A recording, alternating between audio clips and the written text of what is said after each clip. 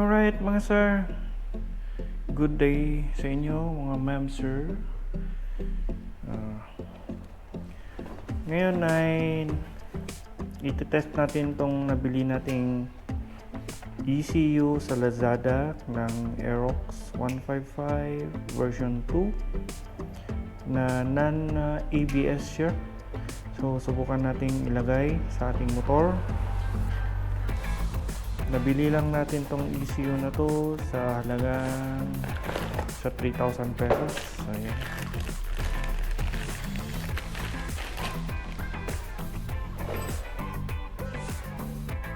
Plus A.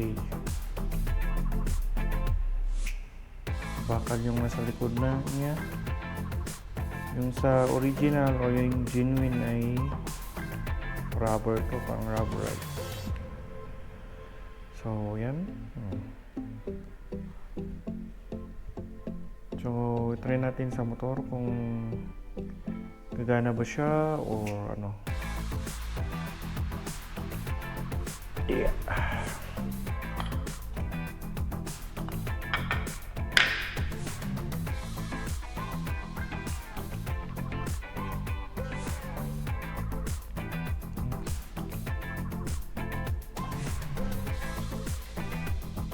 Kailangan natin na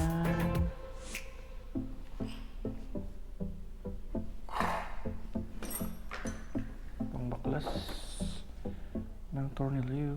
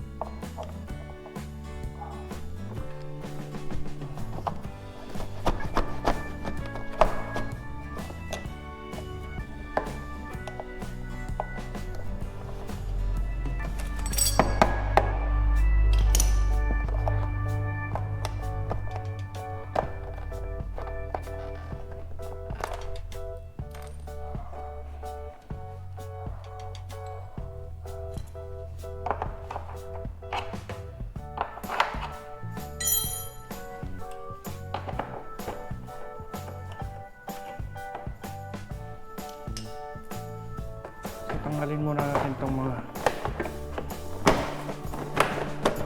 yan. So yan. So yan. Yan yung ECU natin. Yung dating ECU natin, pininturahan ko lang.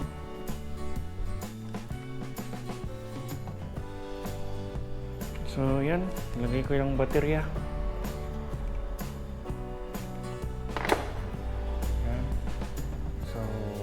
Sang check engine. Yan yung ating ECU na original na remap.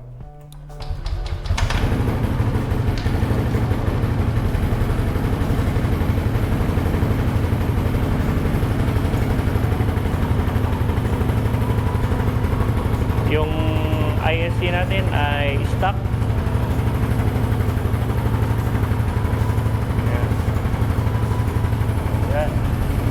So, subukan natin yung ECU ni Lazada, Shopee. Lazada. Pero meron din doon ni Shopee. Tanggalin ko muna yung baterya. Saka ko baktasin yung dating ECU natin. Wait.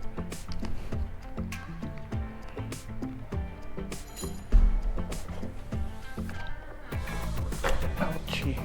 So ito pala yung ECU ko pala dahil nasunog yung socket dito dati nung may nasunog siya, so pinalitan ko siya, bumili ako ng bagong socket, tapos ayan, dinugtong ko na lang, pinutol ko yung wall, tapos ito ayan, so makapal to na wire, tapos yan, sineparate ko yan. Okay.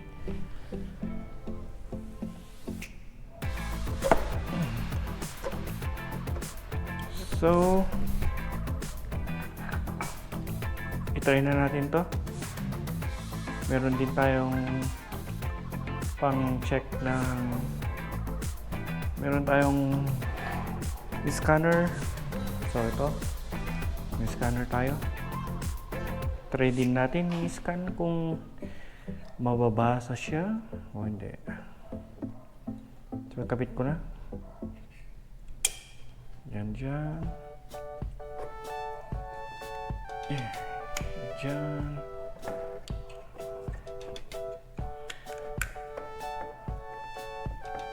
Yan.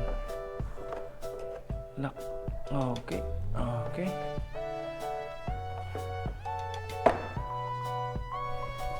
So, yan na mga sir. Lagay ko lang yung battery ulit.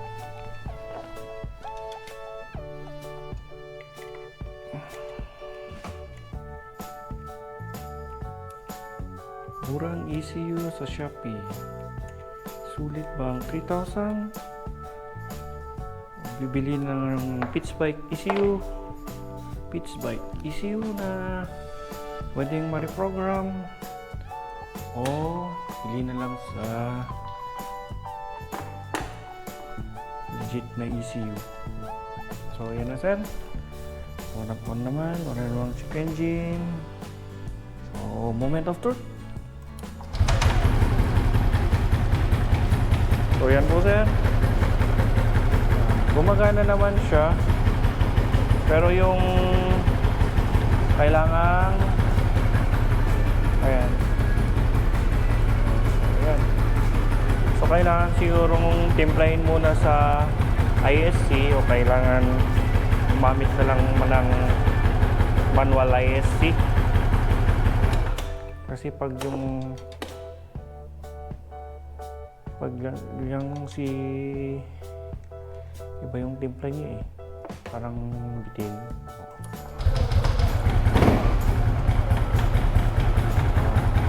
So ito yan na yan, ECU ng Aerox 155 sa Shopee. So ganyan ang tunog, kailangan pang i-calibrate yung ECU niya. Patayin ko muna. Tsaka try nating i-scan kung babasahin ni scanner.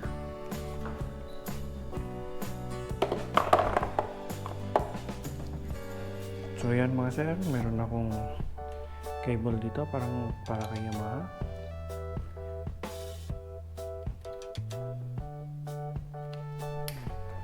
Ano? So nag-on si scanner. Diagnose.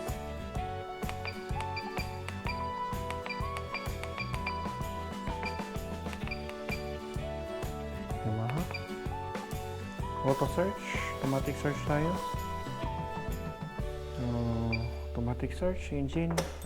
Make sure na nakapatay yung engine ay yung key. So engine. So naka-off naman. Then okay, and then on, and then okay. Yan.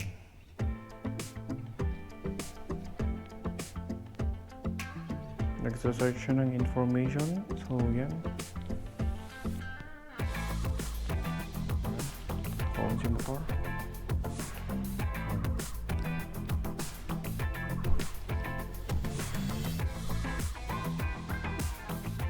try natin kung kayang basahin ni Motoscan. Ito palang scanner natin ay M100 Pro J-Diag. Nabili din natin ito sa Shopee.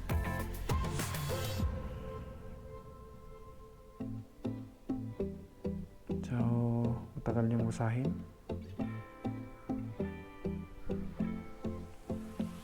Antayin lang natin. Mukhang kung ganito nakatagal ay malamang sa malamang. Ayun. Communication fail. So, yun nga mga sir.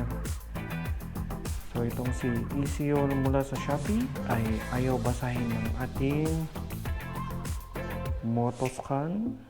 So, isa pa. Off ulit yung key. Balik na tayo sa all vehicles. Tapos sa A, Aerox 145, engine. Naka-off naman yung key. Okay. O-on ulit yung key. And then okay. Ayan. Establishing communication with the ECU.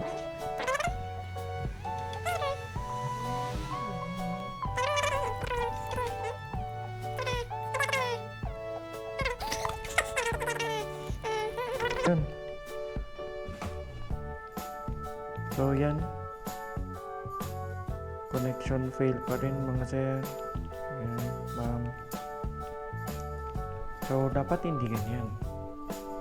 So i-off ko muna. Try natin ulit yung ating stock.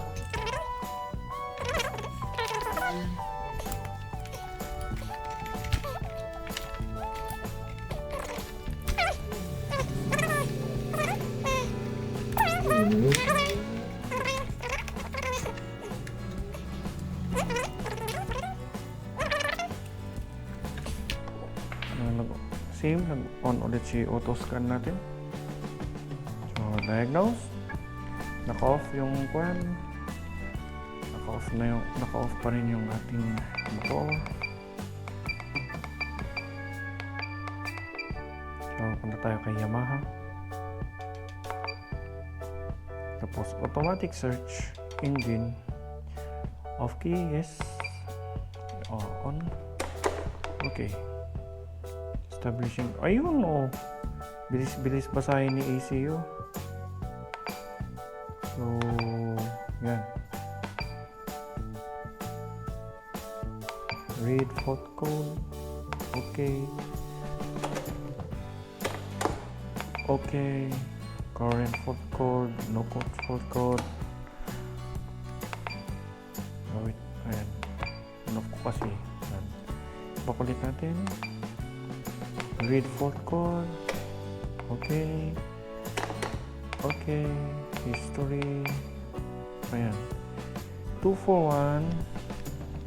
241. Auto sensor compensation stock to lower limit. IC compensation to upper limit. So, kaya ganyan yan. Kaya para bumili ako ng ECU. Kasi meron tayong problem sa ECU, meron siyang error number 2. So pag code 2 na, kailangan natin sanang ipa-reflash yung ating ECU. Yan. So diagnosis, yan yun. Ito na yung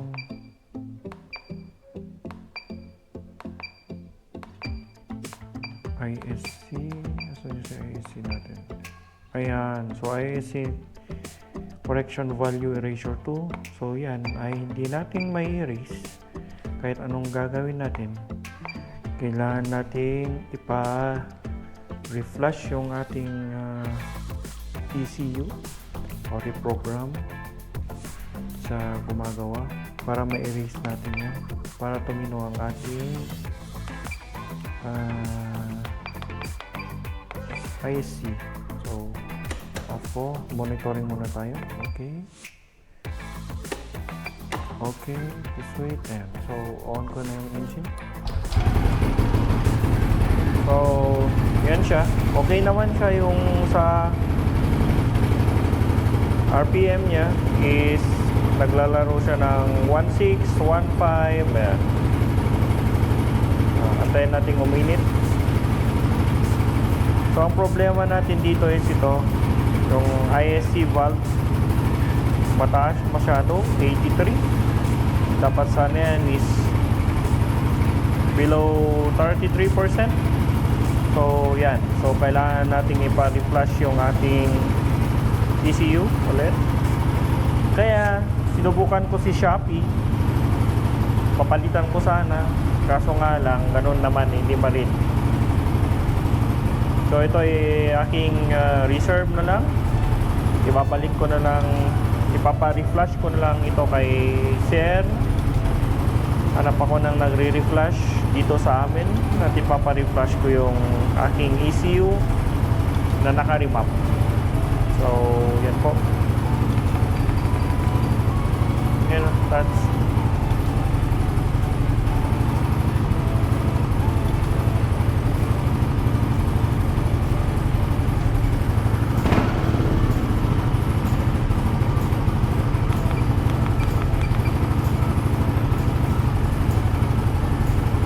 alright. So, yun pa ang ating review sa ECU ni Shopee. Nasa worth 3,000 pesos lamang. So, dito ko muna i-stop ang ating vlog. Babalik ko na muna yung aking mga flarings. And, pa-schedule ko for remapping. Alright. Reflushing. Alright. So, dito ko na yan, mga sir, mga ma'am. Bye-bye.